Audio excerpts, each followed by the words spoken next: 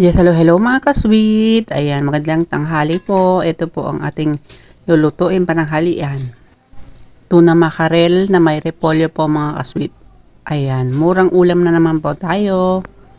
Ayan, samahan niyo po ako magluto mga ka-sweet. At ito lang po ang kanyang ingredients.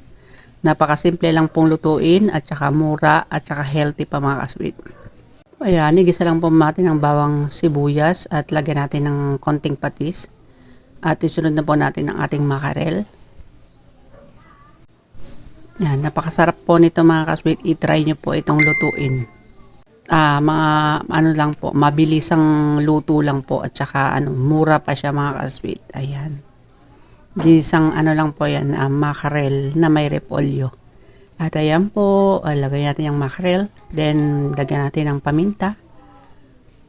At lagyan po natin ng tubig mga ka-sweet.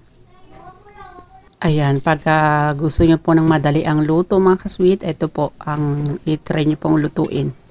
Napakasarap po niyan mga ka-sweet. Ayan, at ilagay na po natin ang ating repolyo. Ayan, madali lang naman po siyang maluto mga ka-sweet. Hindi rin din po maganda ang overcook. Dapat medyo half cook lang po ang ating repolyo.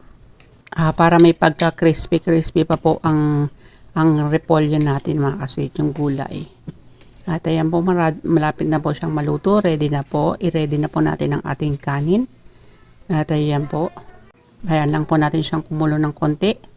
At ayan, nilagyan ko po siya ng dahon ng sibuyas. Ayan mga ka-sweet. Para mas malinamnam.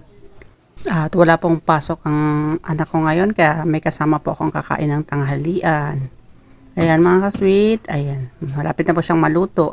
At ayan, ready na po ang ating ginisang repolyo na may makarel.